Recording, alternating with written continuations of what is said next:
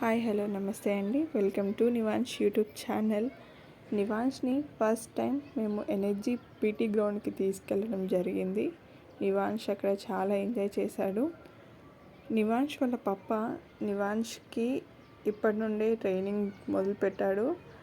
ఇక్కడ ఈ రోప్ని ఎలా ఎక్కాలి ఏంటి అని చూపిస్తూ ఉండు నివాన్ష్కి.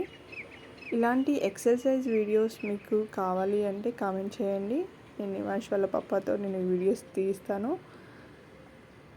నివాన్ష్ వాళ్ళ పప్ప చేయడమే కాకుండా నివాన్ష్కి కూడా చేయించాలి అనుకున్నాడు.